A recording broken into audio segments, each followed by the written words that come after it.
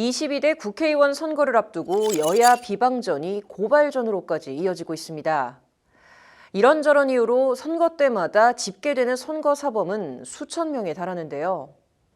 다음 주 정치학계와 사법학계가 만나 정치의 사법화 문제를 심도 있게 논의한다고 합니다. 자세한 내용 석대성 기자가 전해드립니다. 0.73%, 불과 25만 명 차이. 윤석열 후보와 이재명 후보 간 치열하게 접전했던 20대 대선. 역대 대선 사상 최소 득표율 격차를 보였듯 지지 세력을 얻기 위한 일부 정치권의 자극적 행태는 계속되고 그만큼 대립도 심화합니다. 파장이 커지면 정치 문제를 사법부로 넘기는 일도 다분합니다.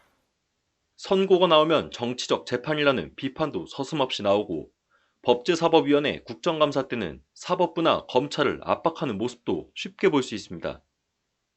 정치권의 사법부 의존도가 높아지는 만큼 법원의 존재감도 사법 파동 이후 계속해서 두드러지고 있습니다.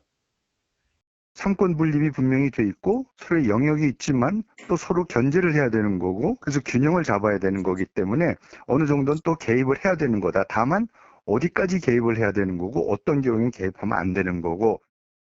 이렇게 정치의 사법화는 정치권 불법을 조장하고 갈등을 유발하는 원인 중 하나로도 지목됩니다. 자신의 정치적 이념을 실현하려다 결국 도를 넘는 경우도 해를 거듭할수록 늘고 있는데, 선거사범으로 입건된 수는 2017년 870여 명에서 2022년 128%나 증가했습니다. 정치적 만족을 채우려다 결국 형사처벌 선상까지 오른 겁니다. 21대 국회 임기가 석 달여 남은 가운데 현재 재판을 받고 있는 현역 의원은 20여 명.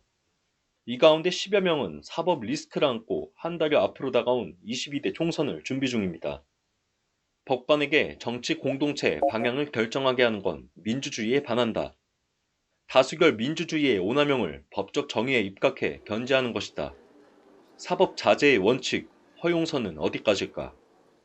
학문적 도전과제에 대한 창의적 근본적 연구를 수행하기 위해 지난 1968년 세워진 한국학술연구원, 오는 21일 19번째 코리아 포럼을 실시합니다.